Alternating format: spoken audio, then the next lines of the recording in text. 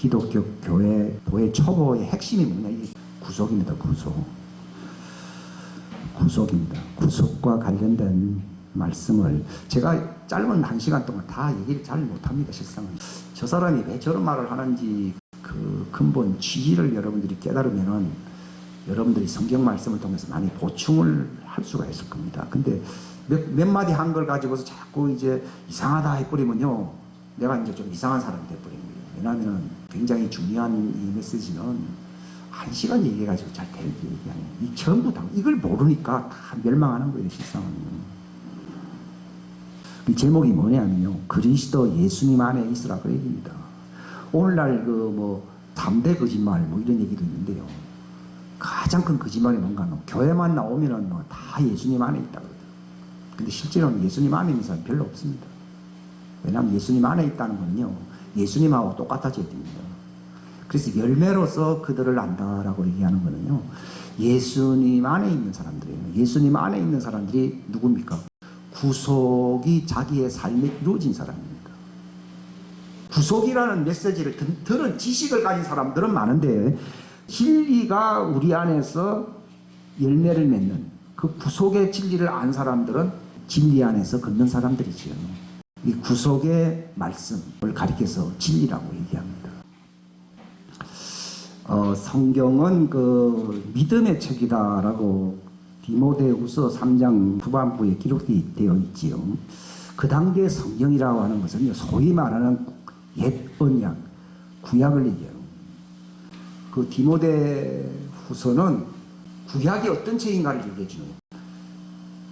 네가 어릴 때부터 성경을 알았나니 성경은 예수 그리스도 안에 있는 믿음의 신비를 알게 하는 책이다. 이렇게. 그 말은 신약이 아니에요. 그때는 신약은 이건 예수님 하늘로 가고 난 뒤에 100년 가까이 돼서 나온 책이지, 그때는 아니요. 그럼 소위 말하는 신약은 뭐냐? 그 구약의 내용을 구약의 배경이 없는 자들이 잘 알게 하려고 설명해 주는 거예요. 그러니까 잘 모르는 사람들은 신약을 좀 읽어봐야 돼요. 그때 더 진짜로 오리지널을 알고 싶으면 뭘 읽어봐야 됩니까? 구약을 읽어봐야 됩니다. 근데 요즘은 구약이라 그러면은 쾌캐먹은 옛날 얘기로 그 사람들이 별로 관심을 안 가집니다. 근데 이게 본문입니다. 본문. 교과서입니다. 구약은 율법책이다. 짧은 용어는 믿음책이다. 율법책은 구다가 지나간 아주 괴로움을 주는 말이다. 이게 끝났다. 신약은 은혜의 말씀이다. 믿습니다 하면 저절로 천국 간다. 이렇게 가르칩니다. 이게 아주 인기가 좋지요. 틀린 말. 네가 성경을 알았나니, 그때는 소위 말하는 신약 성경이 없을 때거든요. 근데 그 성경은 율법책이라 했어요? 믿음책이라 했어요? 어떤 믿음이에요? 예수님 안에 있는 언약, 예수님 안에 있다면 언약을 얘기하거든요. 언약의 책이다. 즉 구속의 책이다 이 말이에요. 근데 오늘날 언약하면 또 뭔지 잘 모르고, 또 구속하면 또 구속은 구속이지, 기본이 잘 안 돼 있어요. 그러니까 막상 믿음이 뭡니까 그러면 이것은 다 믿지요. 아니면 그거는 종교인들의 믿음이고, 영생 없는 하나님의 믿음은 아니거든요. 그걸 이제 우리 믿음이 아니라고 하는 것을 예수 그리스도 안에 있는 믿음이다 이렇게 나오는 거예요. 이건 사도행전 26장 18절에 바울에게 나타났잖아요. 바울은 율법의 대가잖아요. 자기는 율법에 의로는 흠이 없는 사람이라 했잖아요. 근데 뭐 예수님의 은혜로 뭐 구원받는다 그러니까요, 이 모세의 어떤 자기들의 전통을 무너뜨리니까 저 사이비한 그 이단들을 내가 죽여야 되겠다 해서 하나님에 대한 열심을 가지고서 그들을 죽이려고, 실제로 스데반도 자기 허락을 받고 죽었습니다. 얼굴이 천사같이 변하면서 죽은 모습을 제대로 봤는지는 모르지만은, 아무튼 바울이 유대교의 어떤 그 율법 전통을, 체제를 무너뜨리는 아주 위험한 자들이 있다. 그 위험한 자들은 아주 뿌리 싹을 다 잘라버리는데 가지고 아주 열심으로 죽이려고 핍박했던 사람이에요. 근데 너무 빛이 찬란해 버리니까 의기양양했던 이 사울이 그냥 눈이 멀어가지고 낙인지 뭐 짐승을 타고 떨어져 버렸거든요.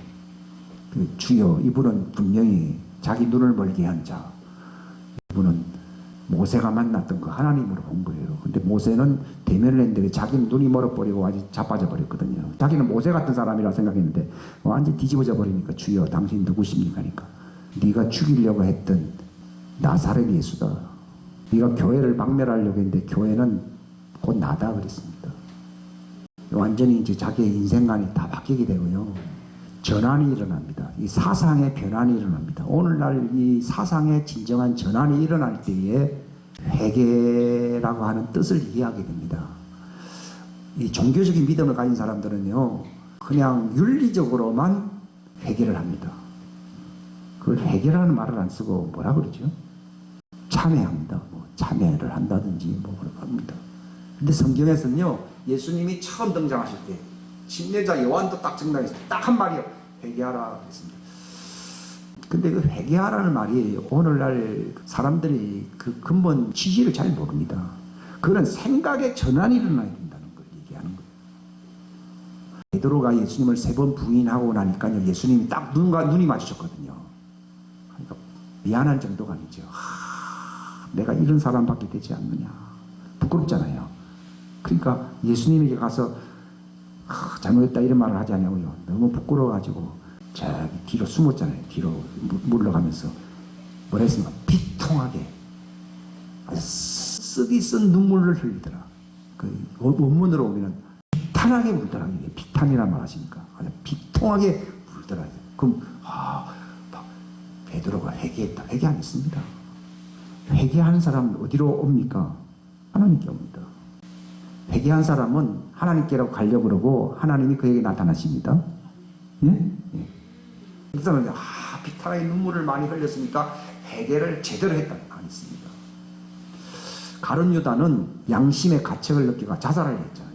어떻게 보면은 베드로보다도 더 양심적이죠. 베드로는 저주하면서 나 그런 사람 몰라 하면서 욕했잖아요. 근데 베드로가 내가 주를 위하여 목숨을 버리겠다고 얘기한 사람이 어떻게 그 꼴이 되었느냐 하는 거죠.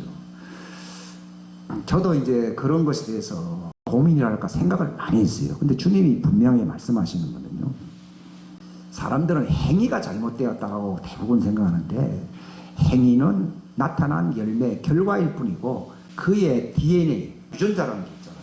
원숭이는 원숭이 유전자가 있고 사람은 사람의 유전자가 있어요. 아무리 원숭이가 면도를 잘해가지고 사람처럼 이제 화장을 해서 나타나더라도요, 그건 원숭이지 사람이 아닙니다. 왜 그런가 하면요, 유전자가 달라요. 인간이 위태롭게 된 정도가, 인간이 멸망하게 된 거는요, 그저 조금 뭐 실수를 많이 하고 뭔가 약간 맛이 갔다, 그런 정도가 아니에요. 뭐가 바뀐 거예요? 유전자가 바뀐 거예요. 그래서 이걸 갖다가 기독교 교리적으로는요, total depravity 그래가지고 전적인 타락이라고 부릅니다. 그런 사람은 개조를 시켜야 됩니까? 죽여야 됩니까? 죽인. 그래서 옛사람을 어떻게 한다고요? 죽이는 거예요. 죄와 허물로 죽었다. 그거는 유전자 변형이라는데 어떤 유전? 너희 아비가 누구예요? 마귀의 유전자로 바뀐 거예요. 이 마귀는 그냥 병을 주고 뭐 괴롭히고 그게 아닙니다. 마귀와 교통하게 되면요, 마귀의 생각의 유전자가 들어갑니다. 많은 사람들이 영이라고 하는 것이요, 이게 뭐 꿈꾸듯이 이게 몽상적으로 막연한 어떤 걸로 생각하잖아요. 영이라고 하는 것은 그 사람의 생각이에요, 생각. 제가 집중을 하려면 옛날에는 참 힘들었는데 지금은 제일 쉬운 게 집중이에요. 근데 예수님을 딱 바라보는 게 굉장히 쉽다. 뭐 어떤 그 세상의 뉴스도 있고 이제 그게 별로 재미가 없어요. 이게 제 유전자 변형, 이 세 사람을 얘기하거든요. 누구의 형상이 된다고요? 하나님의 형상이라는 말은 그게 볼 뜻이 이미지, 유전자라는 말이 거기서 온 거예요. 그 생각의 유전자예요.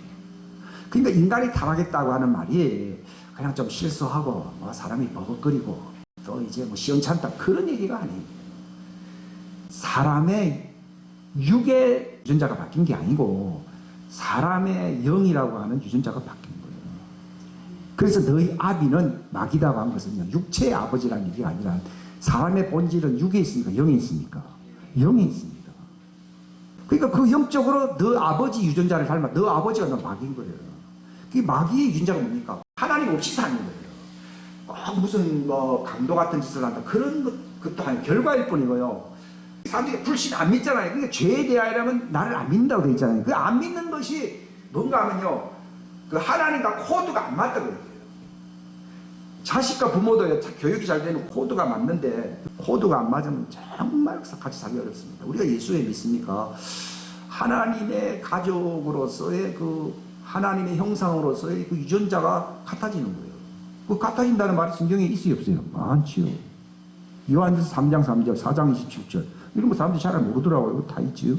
그러니까 정말 우리가 왜 진짜 회개해야 되냐면 유전자를 바꾸기 위해서 회개하는 거예요. 사람들은요, 화가 있고 좀 복을 받아야 되겠다 해서 내가 이거 우리 가정의 삶이 우환이 많고 뭐 되는 일이 없다. 그래서 회개하자. 그러면 불교에도 있고 그건 유교에도 있고 다른 종교에 다 있어요. 그런 거는요.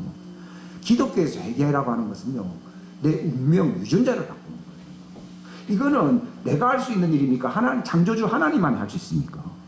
창조주 하나님만 할 수 있는 거예요. 근데 그걸 인정해라는 거예요. 근데 나는 우환이 일어날 만큼 내가 조금 사람이 맛이 좀 갔습니다. 그 정도만 회개하니까요, 하나님은 또 그걸 무시를 하지 않습니다. 그만큼 역사합니다. 근데 그게 영생이 아닙니다. 영생은 어디 있습니까? 유전자의 변형이 일어나야 됩니다. 이걸 새 창조라고 부릅니다. 새 사람이 되어야 하나님의 생명이 들어오지요. 마귀와 그 형상이 되잖아요. 그 아버지라는 말은 그 영의 유전자가 마귀라는 얘기예요. 에덴 동산에서요, 마귀와 커뮤니언, 교통했잖아요. 고린도전서 15장에 보게 되면요, 바울이 너희는 악한 자들과 친구로서 내통하지 말아라. 하지 마라 그랬어요. 그냥 대충 그냥 사업상으로 거래하고 끝나야 되죠. 이것이 내 것이고 내 것이 네 것이고 하면서 그런 식으로 살게 되면요, 그 친구의 안에 있는 그 마귀의 유전자가 들어옵니다.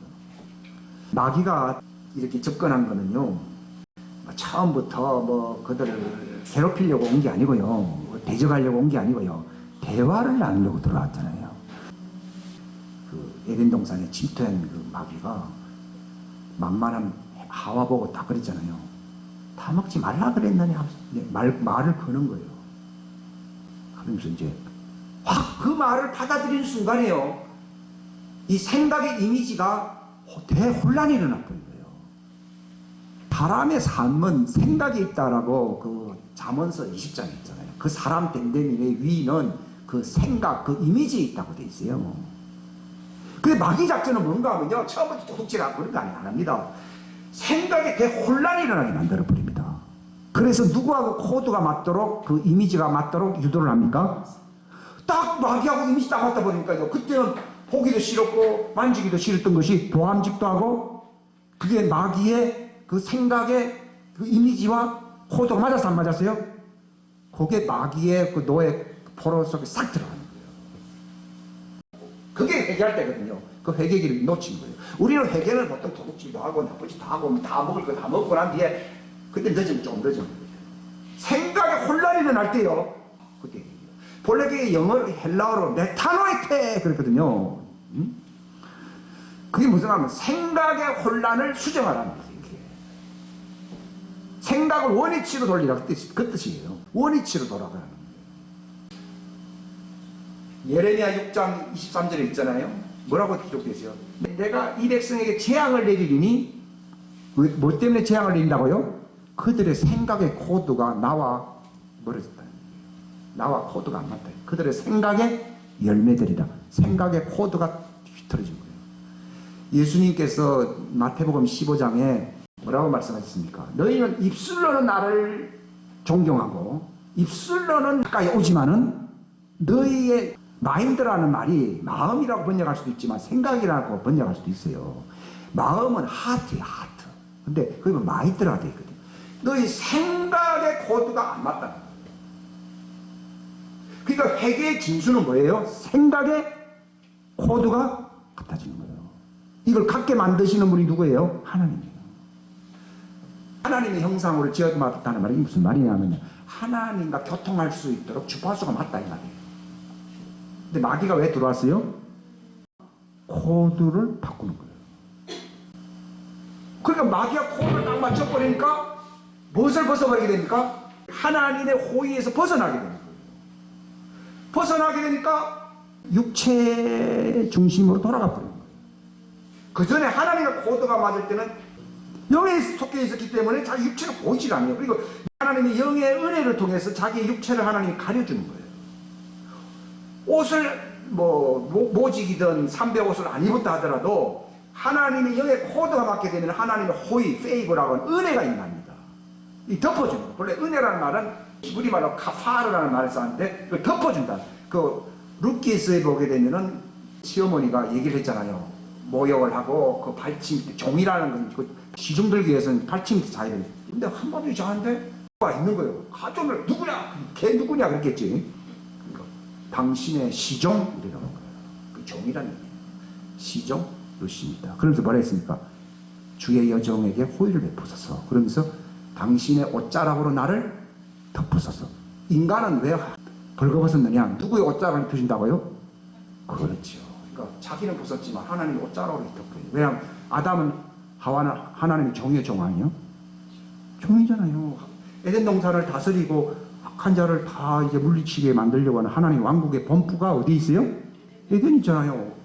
그러니까 우리의 위치는 바로 주인님이 편안히 있는 그 발치에서 이렇게 있는 거예요. 그러면은 나는 벗었지만은 주인의 옷자락이 이사야 6장에 보면은 트레인이라고 되어 있거든요. 열차가 길잖아요. 하나님의 옷은요, 옷자락은 끝이 있어요, 없어요? 없어요. 보좌는 하늘에 있고 그의 발등상은 땅에 있나이다. 이거거든요. 옷자락이 그냥 열차처럼 끝이 없는데 천사들이 환호하면서 거룩하다, 거룩하다 그런 거거든요.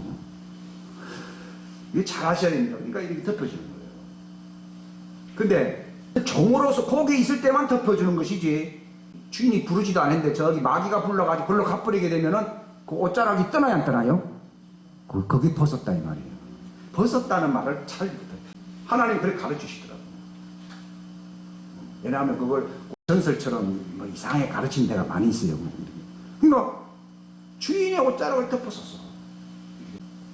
바로 하와와 이 아담이 하나님의 종으로서는 하나님의 옷자락을 덮고 있기 때문에 자기 옷을 안 입고 있어도 부끄러워하지 않는 거예요. 왜냐하면 하나님의 옷은요, 모직이나 삼배 같은 옷이 아니거든요. 그런 옷이 아니잖아요. 그러니까 벌거벗었으나 부끄러움이 없었더라. 하는 말은요, 이게 바로 하나님의 영광으로 옷 입었다는 거예요. 본래 그 옷이라고 하는 것은 영광, 그 사람의 위상을 얘기하는 겁니다. 그 당자가 돌아왔을 때 내가 당신의 종입니다. 이게 되거든요. 우리는 사람의 종이 되고 마귀의 종이잖아요. 그죠? 코드가 맞는 사람들끼리 어울리잖아요. 그죠? 근데 인간은 왜 그렇게 비천하게 됐는가 하면 코드가 하나님하고 맞게 돼 있어야 되거든요. 그러게 되면 하나님과 운명을 같이 해버려요. 영원히 그 종은 나와 함께 거하느니라 했잖아요. 나의 섬기는 자는 그는 나 있는 곳에 나의 발치에 누울지니 된 거예요. 주인이 사라지면 그 종도 필요 없습니다. 근데 주인이 영원히 있는 한은 그 종도 영원히 있는 거예요. 여러분이 어느 길을 택하려고 합니까? 근데 마귀가 노린 게요, 하나님의 종의 반열에서 떨어져 나오게 한 거예요. 이 마귀가 싹 속임수 주는 거는요, 내 종이 되라는 말이 아니고 이렇게 얘기합니다. 네가 독립적으로 살아라. 누구 밑에서 살아야 필요가 있냐. 너도 내 종이 아니고 그렇고 하나님의 종이 되면 괴로워. 네가 주인 노릇을 해야 돼.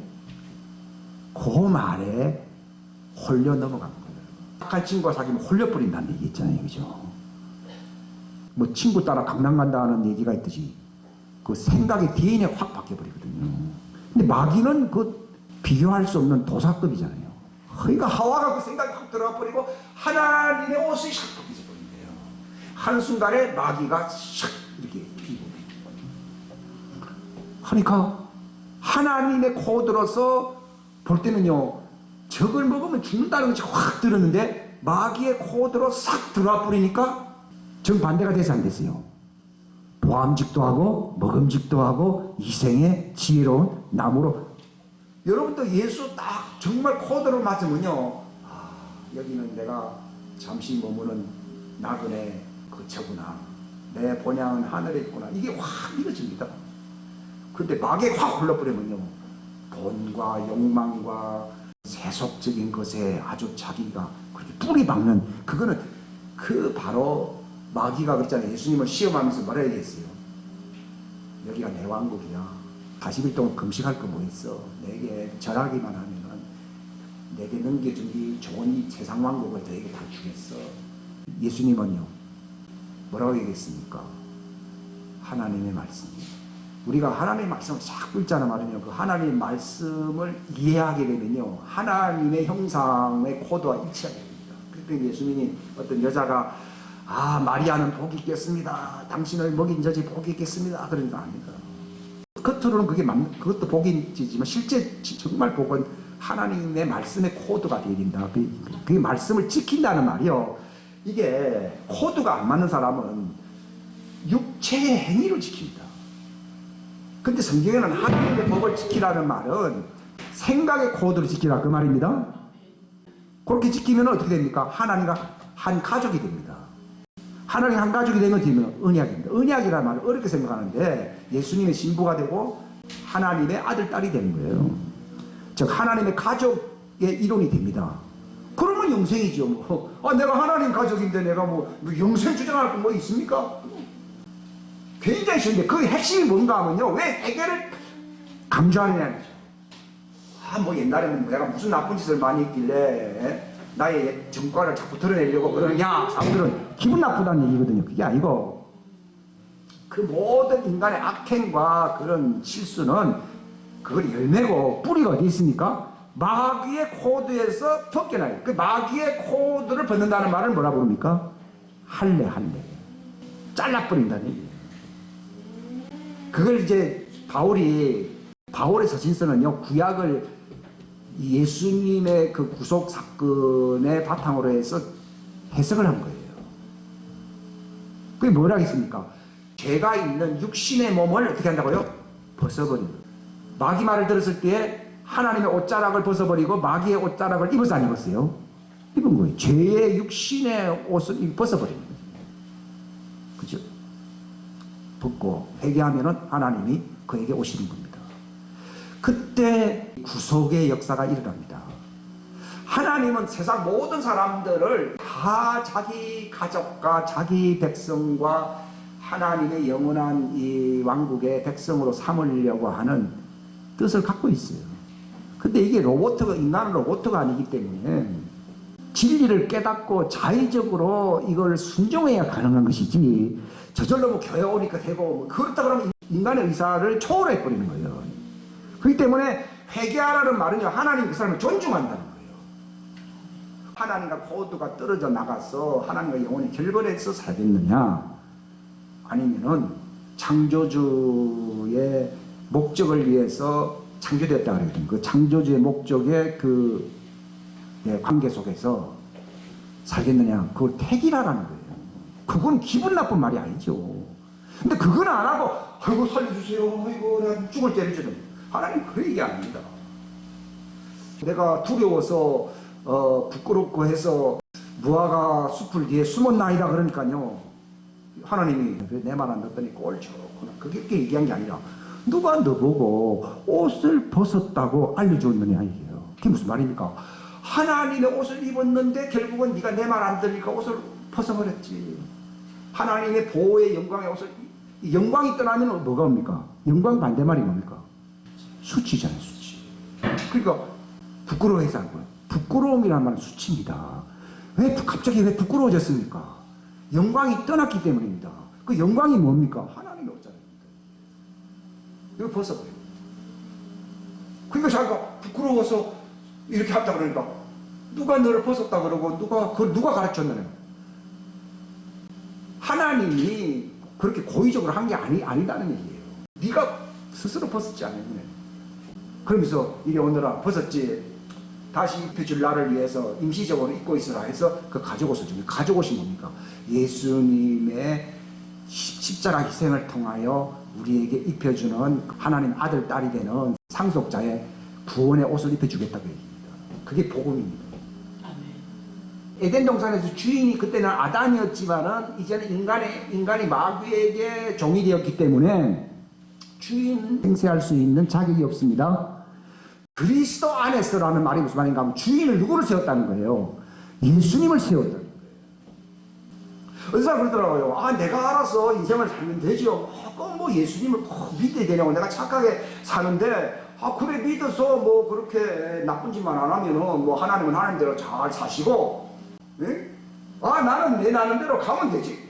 이게 묘하게 합리적인 생각이지만은 결국은 창조의 목적에서 위반되는 사단의 강교한 속임수입니다. 실질은 하나님 떠나면 다 누구 패요? 마귀 패지. 당장 전에 내가 아들로 태어났으니 필요한 거 내게 다 주고 아버지는 아버지대로 잘 사시고 나는 내 나름대로 살겠습니다. 그게 이제 마귀. 그게 누가복음 15장에 소위 말하는 그 당하의 비밀입니다. 뭐 그가 뭐 특별히 뭐 나쁜 데 했습니까? 그게 마귀 수법입니다. 하나님의 종으로서 사람들은 종이 싫거든요. 이 마귀도 야야야 네가 주인 노릇 하면 되지 뭐 또 하나님 나도 너를 종으로 부려먹지 않을 테니까 실질은 자기 종이 되는 거죠. 죄를 짓는 사람은 죄의 종이라고 했으니까 그걸 속인 거예요. 오늘날도 교회 오면서 뭐 얘를 좀 하나님 좀 섭섭하니까 좀 하나님 오늘 왔습니다. 그리고 오늘 하루는 좀 그렇게 주님 좀 생각하겠습니다. 마지막 날인데 내가 알아서 하겠습니다. 그러거든요. 그게 창조의 목적하고 다릅니다. 그걸 이해를 잘 하셔야 돼요. 그리스도 예수님 안에 있다는 말이 무슨 말인가 하면요. 옛날 아담이 창지음을 받고 에덴 동산에 살았을 때는 누구 안에 있었어요? 하나님 안에 있어요. 그게 어쩌라고 덮어서 루시 당신의 시종 루시오니 당신의 어쩌라고 덮어서 그 말을 이해하니까요. 저도 기도가 됩니다. 주님 당신의 종에 당신의 어쩌라고 덮어서 똑같이 기도했는데 딴 기도를 하고 싶은 마음이 있거든. 기도하고 싶지 않아요. 성경에 남아있는 그대로 기도하고 싶어요. 덮으소서. 그러니까 너희는 내 안에 거하라 말이 무슨 말? 그 말입니다. 그때는 에덴 동산을 안에서 하나님 안에서 살았거든요. 그게 하나님의 영광이죠. 하나님의 영광이 이르렀다는 말은 하나님의 영광의 옷으로 옷 입었다는 거예요. 성경에는 옷 입는다는 말을 많이 하고 있어요. 영화롭게 했다는 말이요. 그 옷을 입는다는 것을 얘기하는 거예요. 무슨 말인가 하면요. 영광이 있어야지 존재의 가치가 있는 것이지. 단순히 내가 생존하고 있다는 것만 가지고서 내가 참 존재의 가치를 느낀다. 이렇게 생각하지 않습니다. 그래서 어떻게 보면 인간이 처음에는 생존을 위해서 있는 것처럼 보이지만은 생존하더라도 영광이 없으면 죽고 싶다 이렇게 얘기합니다. 열등감이라고 하는 것은 잊고 싶지 않다는 생각이에요. 그렇기 때문에 인간의 마지막 그 존재의 목적이 뭔가 하면요. 단순히 먹고 산다 그 얘기가 아닙니다. 영광입니다. 영광. 예수님이 뭐라고 기도했습니까? 저들이 이 땅에서 찌리에 오래 살게 해주시고 장수하게 해주시고 그래서 하늘에서도 어떻게든지 오래오래 살게 해주십시오. 이렇게 기도한 게 아니라 아버지여 내게 주신 영광을 저들에게 못 입혀주소서. 내게 주신 영광을 그들이 포기하소서. 그래서 세상 사람들이 저 사람들의 영광을 보고서 하나님께로 오게 하소서. 하나님이 우리를 만드신 목적은요, 괴롭더라도 너는 내 밑에서 열심히 일만 해. 그게 아니라 주인의 영광스러운 삶을 즐거움이라고 합니다. 우리나라 조상들이 한 얘기도 낙이 없으면 살맛이 없다. 뭐 그런 얘기를 하거든요. 낙이 있어야 되고 그건 내 기쁨이란 말이죠. 주인의 즐거움 같은 말이에요. 예수님은 제자들을 보고 한 말이에요. 내 기쁨을 주겠다. 그 내 기쁨이 뭡니까? 그게 주인의 영광스러운 삶이 기쁨이 되는 것이지 추잡스럽고 부끄러운 삶을 절대로 기쁨이 되지 않습니다. 그래서 기독교의 핵심은요, 그냥 찔기게 지옥에 안 가고 하늘 간다 그런 얘기가 아닙니다. 정말 주인이 누리는 영광스러운 삶을 우리가 그분의 종으로서 누리게 하겠다는 것이 이게 바로 하나님의 부르심이고 창조의 목적입니다. 그게 바로 그 예수님과 같이 된다는 거예요. 그 아들의 형상을 본받게 하려고 우리를 부르셨다라고 로마서 8장에 나오잖아요. 얘기죠. 하나님이 아담을 만들고 생기를 그 코에 입에 불어넣고 에덴 동산을 창설하시고 그를 동산지기로 삼았다 하는 그것이요 바로 하나님과의 영원한 언약입니다. 언약이라 그러니까 특별하게 어떤 의식이 있고 절차가 이런 게 얘기 아니라 그를 만들었고 그를 나와 같이 그 코드가 맞게 한단 말이에요. 그 생기의 영을 그 코에 불어넣거든요. 다른 것들은 그냥 식물에게는 그냥 만들었어요. 있으라 하고 만들고 했는데 인간은요 언약의 존재로서요 얼마나 인티머시, 얼마나 그 친밀감을 가졌냐. 그게 바로 하나님 입을 댔거든요. 아가서에 보게 되면 하나님이 당신의 입술로 나를 입맞추소서. 그게 바로 하나님의 생기를 불어넣고 하나님의 영을 불어넣고 하나님의 입에서 나오는 말씀을 주겠다는 거예요. 이게 언약이에요. 그 언약으로서 에덴 동산에서 하나님의 종으로서 정말 행복하게 하나님 옷자락을 듣고서 영광스럽게 살아가는데 내가 아파한 사람이 누구냐고요? 그 마귀거든요. 그 소갈이라고 해요. 미치겠네요. 그래서 또 나처럼 나와 운명이 같게 만들려면 어떻게 하는가 연구를 부지런히 했다가 싹 예수님 안에 거하는 말은요 내나 그 영광을 입는다는 거예요. 그 언약의 핵심은 그냥 영생이죠. 영생은 기쁨이고 영광입니다. 영광. 아버지여 아들을 영화롭게 한 것처럼 내가 이제 저들을 영화롭게 하는 겁니다. 히브리서 10장에도 뭐라고 되어 있습니까? 의롭게 하신 분이 우리를 또 영화롭게 했다고 되어 있거든요. 의롭다는 말은 생명이에요. 생명. 영생을 주셨다는 얘기요. 죄에서 벗어나 의롭다함을 받은 자가 생명이 있다라고 로마서 6장에 있잖아요. 그죠? 그게 의라고 하는 것은 기본이에요. 의가 사라지게 되면은 하나님과 원수가 된다는 얘기예요. 하나님은 의로운 분이기 때문에. 근데 해결을 하게 되면은 하나님이 바로 우리에게 자기의 의를 주신다는 거예요. 그죠? 이게 바로 생존할 수 있는 그 특권을, 생명을 주신다는 얘기인데 거기에 하나님은 더입혀서 그 영광을 하나님 주신다는 거예요. 부르신 자들을 의롭다 하시고 부르신 자들을 의롭게 만드시고 그래야 생명이 있으니까요. 의롭게 한 자들을 어떻게 한다고요? 영화롭게 하셨느니라. 그것도 지난날 얘기가 아니에요. 우리가 이 영광스러운 삶을 누리지 아니하면요 어떤 결과가 오는가? 나는 대부분 다들 왜요? 나는 예수님의 언약은 있습니다. 예수님의 피가 있습니다. 하면서도요 실제로는 영광스러운 삶을 안 살 수가 있어요. 그럼 그 결과가 어떻게 되느냐? 타락합니다. 그리고 이제 세상 그 꼬리에 들어갑니다. 속임수에 다 넘어갑니다. 만약에 하와가 하나님의 영광을 막 누리면서 영광을 누리게 되면 하나님을 찬양하게 됐어요. 성경에 보게 되면 나의 백성이 찬양하는 것이 나의 기쁨이다. 또 시편에 50편에 있습니까? 55편입니까? 나를 찬양하는 사람은 바르게 사는 것이니 내가 그에게 영원한 생명을 주리라는 게 있습니다. 하와가 거기서 만약에 에덴 동산에서 하나님의 영광 안에서 하나님을 찬양했다 그러면 마귀가 감히 접근하겠어요? 못하겠어요?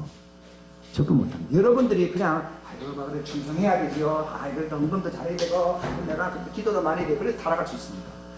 근데 찬양하는 사람은 안 넘어집니다. 왜 찬양을 합니까? 뭘 보고 있습니까? 영광. 영광을 모르면요 그냥 성경도 읽을 수도 있고 기도도 열심히 합니다 이렇게 할 수 있어요. 근데 노래는 잘 안 넣을 거예요. 여러분이 생활하면서 내 입술에서 하나님의 이름을 막 찬양한 적 있습니까? 마귀는 기도 많이 해도 속삭일 수 있고요 열심히 봉사해도 속삭일 수 있습니다. 근데 누구에게는 찾아올 수가 없습니까? 찬양하는 사람이거든. 그럼 우리는 해야 될 게 뭡니까? 에베소서 1장에 나오잖아요. 그 은혜의 영광을 어떻게 한다고요? 찬양하는 그것밖에 없어요. 은혜의 영광을 찬양케 하리 하며 이 목적입니다. 그 말은 그 예수님의 구속의 옷을 입혀줄 때 우리는 예수님 안에 들어가게 됩니다. 뭘 덮어줄 때 예수님 안에 거한다고요? 옷을 덮어주는 거예요. 너희는 내 안에 거하라는 말이 정말 예수님의 그 구속의 은혜를 아는 사람들 이 옷을 덮을 때 행복합니다. 그때 그게 순교할 수 있습니다.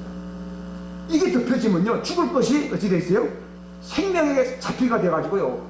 목을 치더라도 그게 안 보입니다. 마치 옷을 벗었지만은 부끄러워하지 않더라고 되어 있는 것처럼요. 하나님의 옷을 입고 있으면은 하나님이 내 옷을 죽인다 하더라도 무섭습니까? 안 무섭습니까? 안 무섭습니다. 또 그렇게 된 자들을 순교 제물이 되는 것이지, 그냥 지금까지는 좀 그렇게 득도 보면서 행복하게 살았지, 이제는 네가 이제 대가를 치르고 이제 넌 죽어야 돼 이러면 아주 겁이 나서 예수 못 믿을 겁니다. 근데 영광이에요. 이 기독교의 가장 삶의 클라이맥스라 할까요? 뭐든지 연극을 보더라도 클라이맥스가 있잖아요. 음악을 듣더라도 처음에는 뭐 이렇게 시작하지 뭔가 클라이맥스가 있잖아요. 우리의 신앙도 뭐 이렇게 기도도 하고 뭐 말씀도 있고 뭐 예배드린다니 어떤 클라이맥스가 있잖아요. 클라이맥스는 뭔가 영광입니다. 영광에 들어가게 되면 엑스터시 상태가 됩니다. 취한다 이 말이에요. 황홀하다는 얘기 아시죠? 그 황홀은 언제 일어납니까? 그저 생계를 그냥 꾸리면서 겨우겨우 살아가면은 황홀해집니까? 영광의 절정이 일어나야지 황홀해집니까? 영광의 절정. 우리 신앙생활에서요, 그냥 내가 직분을 맡았으니까 이렇게 살아야지, 또 뭐 이렇게 해야 되지, 그러면 부담스럽고 좀 지겨울 때가 있거든요. 근데 안 지겨운 시간생, 살아갈 수 없는, 마귀가 들어올 수 없는 신앙생활이 뭡니까? 엑스터시. 사람들이 여기 연예인 사건들 보면 전부 마약 듣고, 그 돈을 그렇게 많이 버는 사람들이 왜 그렇게 마약, 그러니까 돈도 재미없다는 거예요. 돈이 많은 것도 별로 없다는 거예요. 그 마약이 뭡니까?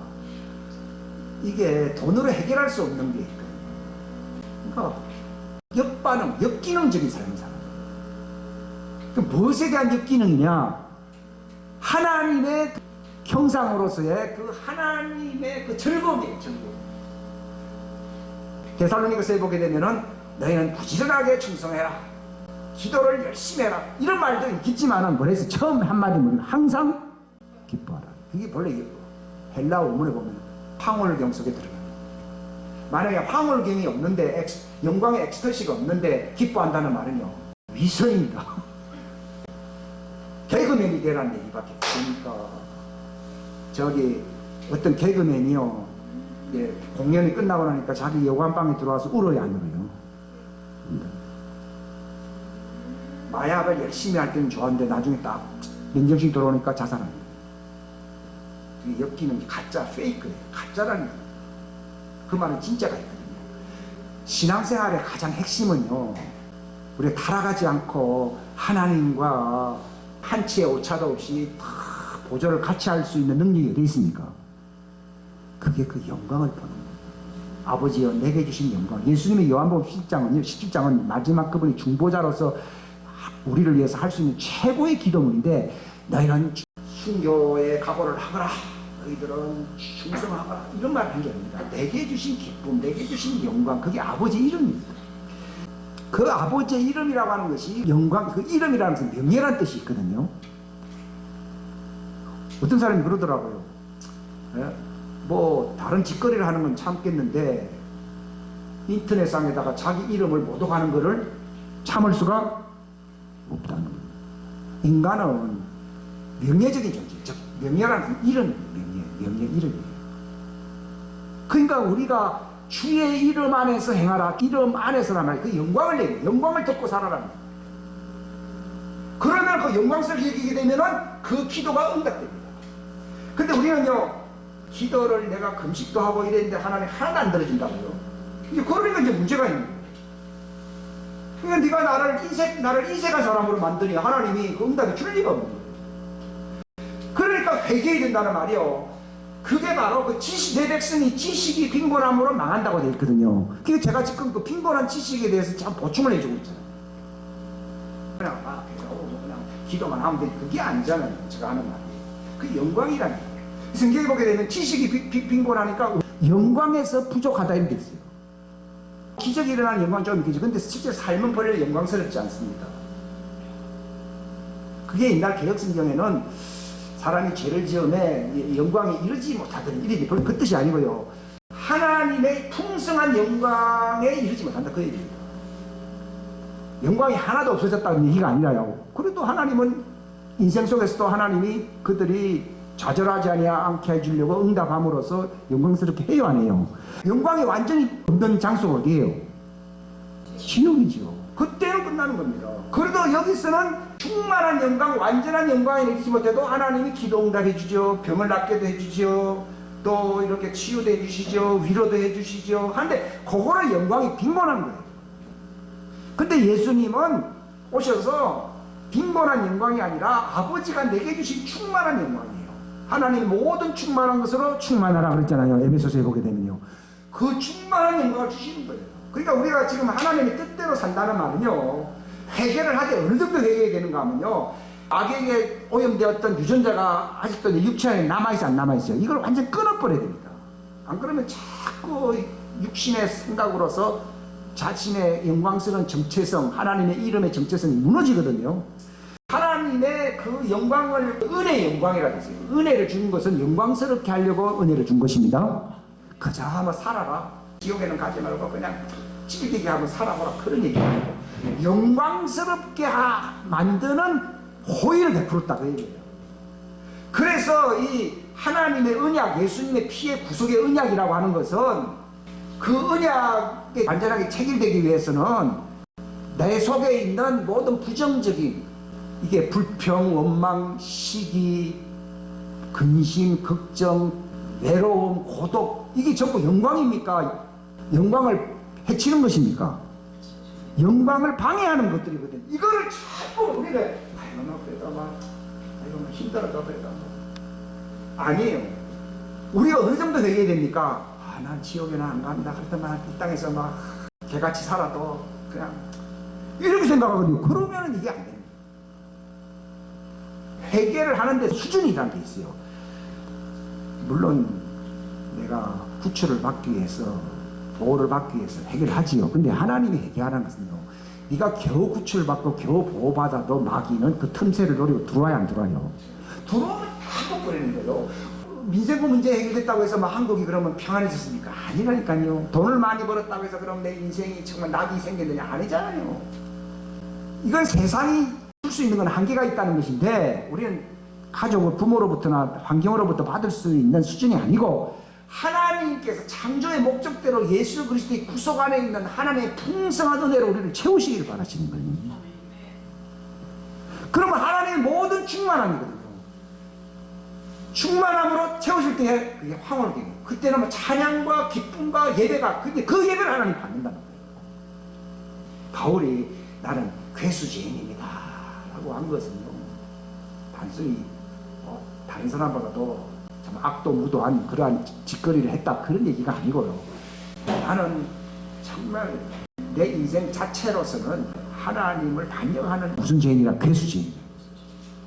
그렇기 때문에 성경이 그러잖아요. 많이 빚진 자, 많이 탕감받은 자가 나를 더 사랑한다고 되어 있거든요. 우리는 주님 저 문제만 해결해 주셔서 아유 주셔서 감사합니다, 그 정도만 찬양합니다. 근데 다른 게 들어오게 되면 다 무너지는 겁니다.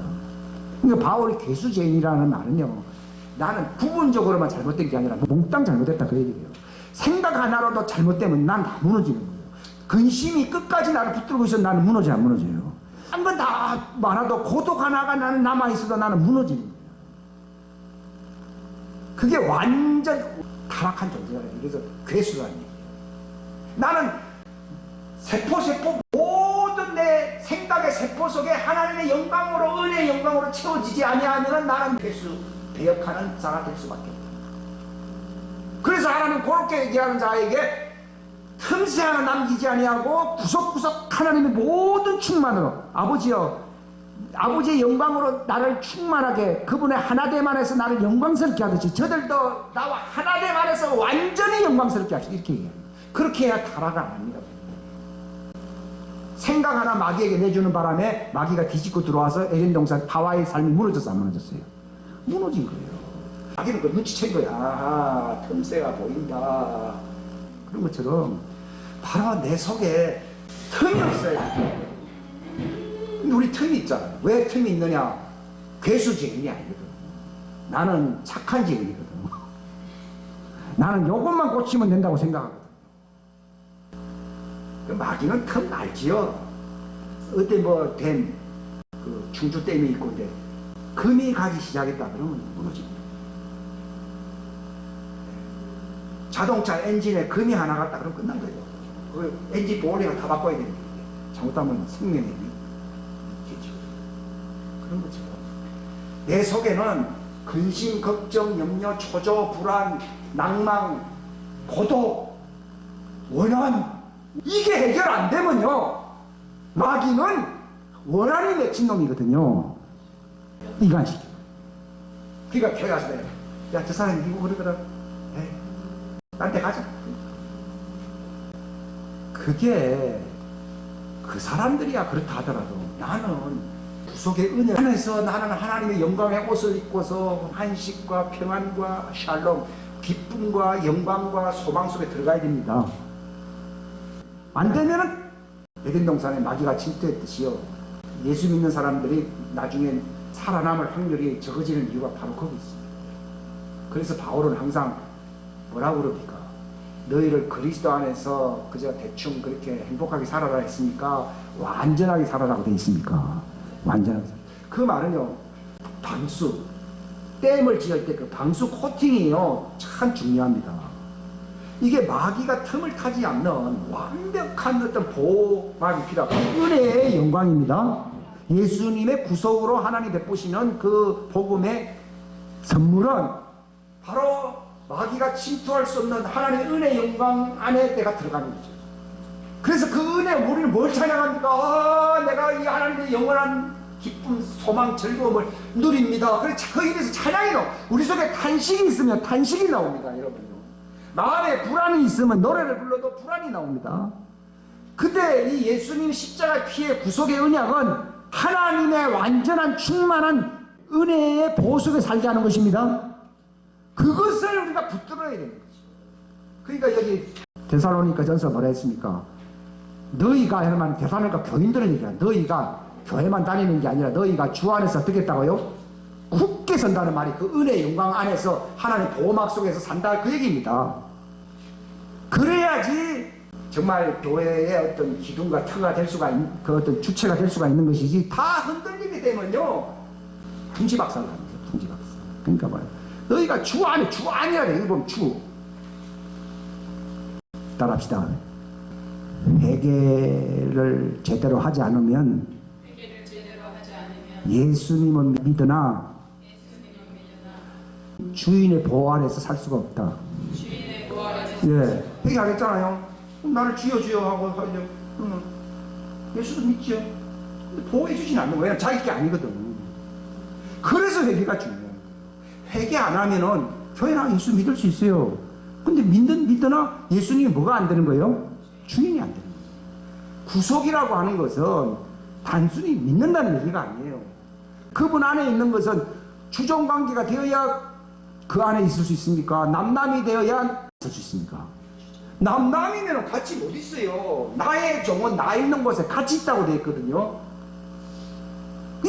그 말은 그냥 대충 믿으면 안 됩니다. 자기 멋대로 하는데 그게 어찌 하나님 종입니까? 회개한다는 말은 구원받기 위해서입니까? 종이 되기 위해서입니까? 종이 된다는 말은 입사하는 거예요, 입사. 안 그러면은 실업자예요. 오늘날 실업자 많습니다. 예수님의 종이 되면요, 실업자라고 하는 나의 잘못된 그 부정적인 그 정체성이 다 무너지게 되어 있습니다. 근데 교회 다니고, 예수 믿습니다.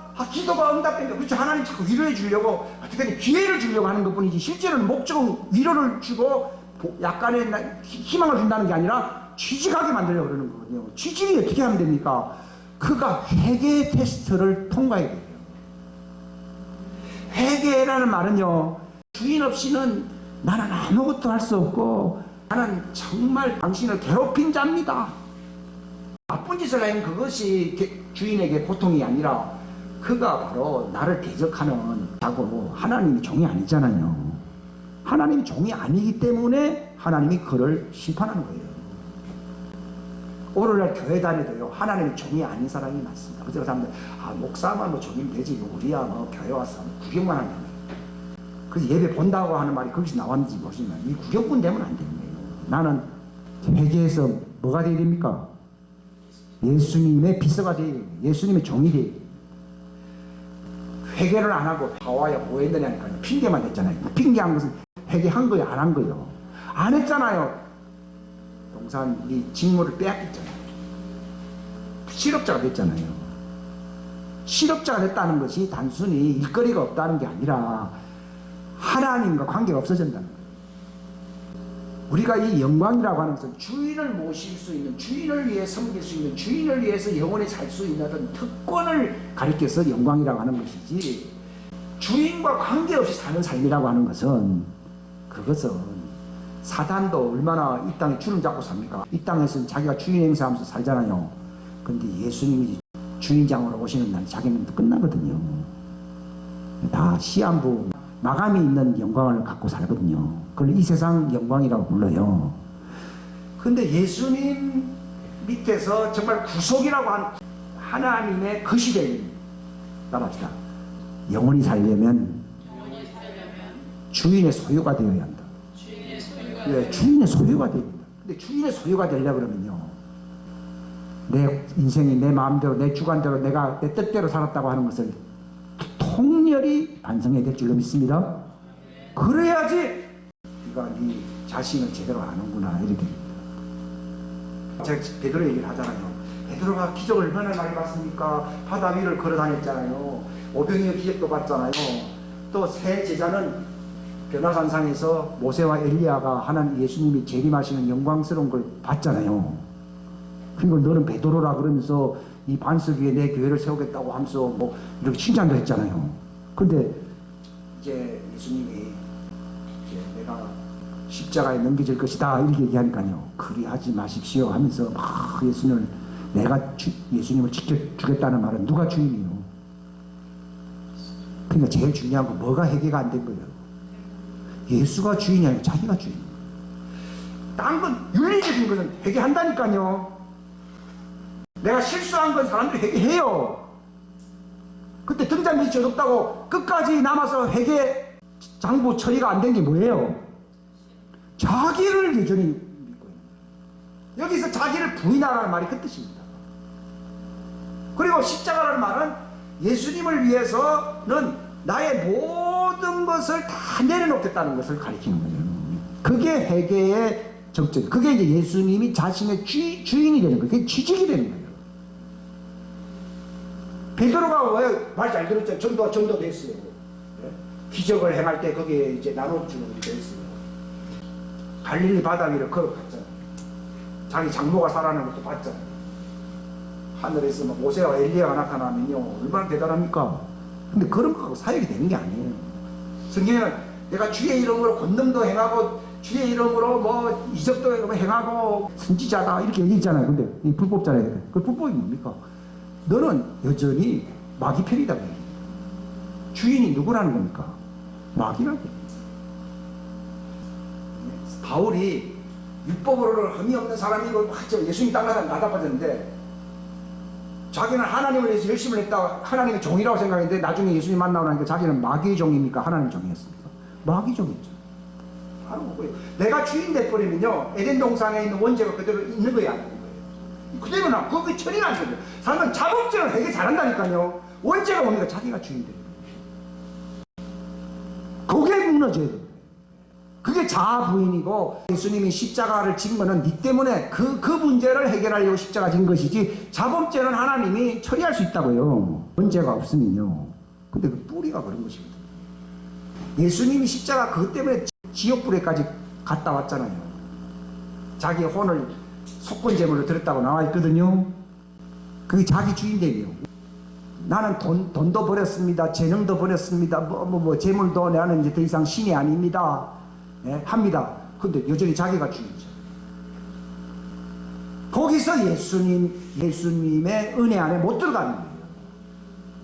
그걸 안 바꾸게 되면은 여전히 율법주의로 사는 거예요. 내가 착하게 사는 것으로서 보상을 받으려고 그러거든요. 바울이 그랬고, 이게 싹 바뀌게 될 때는 나는 괴수죄입니다. 왜냐하면 자기 우상 때문에 예수님이 그냥 십자가상에서 약간 힘들게 있었던 게 아니라 어디 갔다 온 거예요? 그게 지옥 같던 거예요. 그 죄는 경미한 죄입니까? 괴수 죄인입니까? 실제로 괴수 죄인이야 내가 내 자신이 바뀌는 거예요. 그래서 내가 예수님의 은혜 안에 내가 들어가게 돼요. 예수님의 주인의 보호 안에 내가 들어가게 돼요. 근데 얘가 주인이 돼버리면 기도 응답도 받고 뭐 좀 일이 잘 될 수 있어요. 근데 어디 안에는 못 들어간다고요? 예수님 안에 못 들어간다. 그게 너는 내 안에 가라는 말이 저절로 너는 내 안에 있다 이렇게 얘기하는 거야. 자꾸 내 안에 가라. 내가 너를 깨끗하게 해서 너는 또 내 안에 가라. 내 어린 자녀들아 지금 주 안에 가라. 그 말은 바깥에 있다는 얘기거든요. 근데 무슨 문제입니까 그게? 그게 자아 문제, 자기 주체성 문제. 북한이 주체사상 이 인간들이 북한에는 안 갔다 와도 자기 다 주체사상 교회에 딱 앉아서 다 주체사상 그래 나 기분 나쁘잖아요. 그러면 눈에 보이는 게 없어요. 그거 어디서 배운 거예요? 그걸 보면 마귀한테 배운 거예요. 그것 때문에 자기 수하에 있는 거예요. 욥도 착하게 살았지만도 자기가 주인 아니에요. 욥기 42장에 보면 욥이 마지막 회개할 때 뭐라 그럽니까? 내 자신을 혐오하고 있습니다. 내가 내 주인으로 이 괴수 죄인으로 살았다. 그때 괴수 죄인으로 살았다는 것을 혐오할 때에 하나님의 은혜가 되는 거예요. 그게 해결 안 되면요 자기 우상을 버리기가 참 쉽지 않거든요. 그래서 자기 우상을 안 버렸기 때문에 하나님이 모른다는 게 아니라요 기회를 주려고 베드로가 3년 반 동안 같이 살았지만 자기 우상을 버리기까지 몇 년 걸렸어요? 3년 반 걸렸잖아요.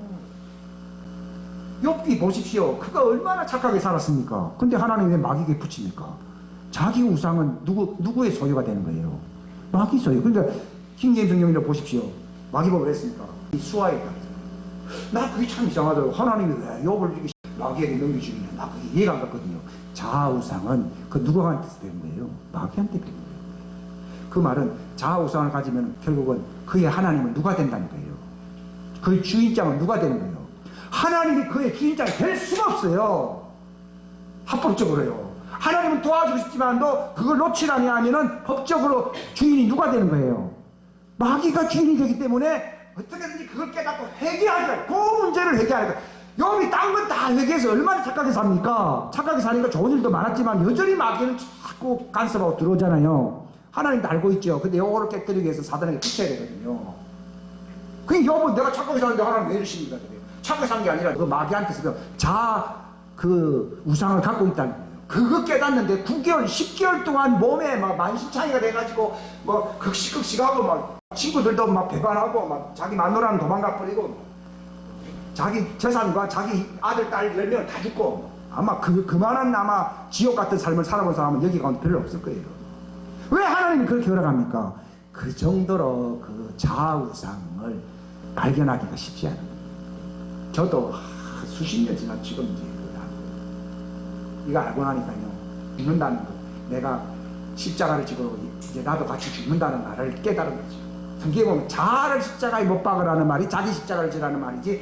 저 사람이 나를 걔 핍박이 있어요. 핍박 때문에 내가 십자가 지 아니라니까요. 자아우상을 십자가. 정과 욕심은 타인의 겁니까? 자기 겁니까? 자기 거예요. 자아의 정과 욕심, 자아 우상 이거를 십자가에 못 박으라는 거예요. 그럼 어떻게 됩니까? 주인이 바뀌어버려요. 구원과 영생은 주인이 바뀌어요. 욥도 만약에 그렇게 안 되고 죽었다고 하면은 지옥 가는 거예요. 근데 내가 티끌과 재 가운데서 내가 회개합니다 그러면서 뭐라고 했습니까? 내 자아를 미워하고 있어요.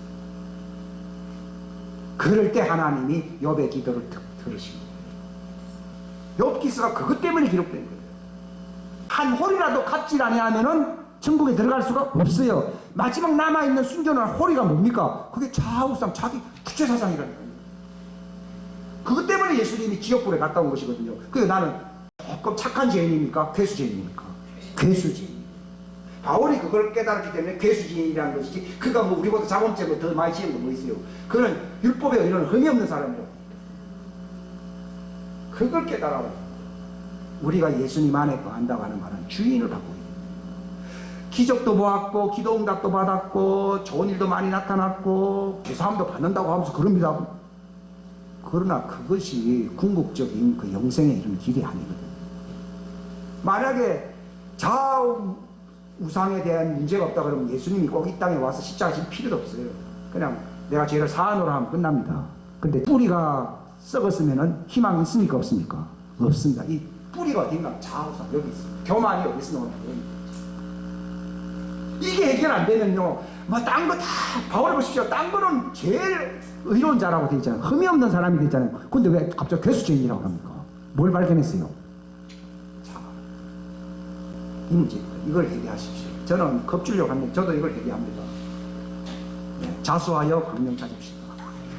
네, 모를 때는 섞고 삽니다. 제가 오늘 설교하는 목적은 욥의 가정 속에 마귀가 침투했듯이, 에덴 동산에 마귀가 침투했듯이 딱 자기 자아 중심, 이게 이제 사단이 침투할 수 있는 통로가 열리게 된다는 거죠.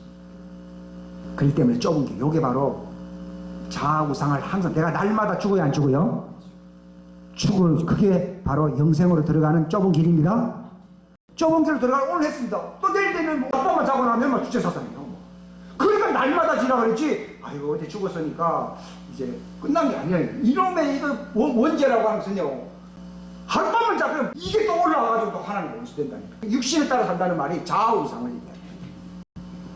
로마인스에 그대로 우리는 항상 십자가 할례를 행한다는 말은 일회적인 게 아니에요. 침례도 일회적인 게 아니에요. 생활 침례는 날마다 해야 됩니다. 그게 날마다 십자가 져야 되는 것이고, 내가 바울이 고린도서에 예수를 내가 죽였잖아요. 내 자아 우상 때문에 예수가 죽인, 다른 사람이 로마 군인이 죽인 게 아니에요. 물론 로마 군인이 그건 하나의 도구로서 쓰임 받은 것이고, 죽인 거는 내 자아거든요. 그게 내가 항상 예수 죽인 이놈을, 항상 이놈을 내가 짊어지고 간다는 게 십자가인데, 바로 나 자아의 우상을 내가 십자가를 지고 이놈을 갖다가 그 무덤 속에다 집어넣어야 된다는 심정으로 살아야 된다. 그렇지 않으면 좁은 길로 들어가겠다고 하나 목적에 이르지 못할 자가 많습니다. 그게 바로 우리가 믿음의 진정이지. 한 번만 하고 됐다 그러면 저도 막 할 게 있겠습니까? 안 됩니다. 이건 끝까지 가야 됩니다. 그러니까 항상 예수 죽인 것을 바울이 고린도전서 15장에서 날마다 죽는다고 하는 말이, 저는 옛날에 참 그게 문학적으로 참 들리더라고.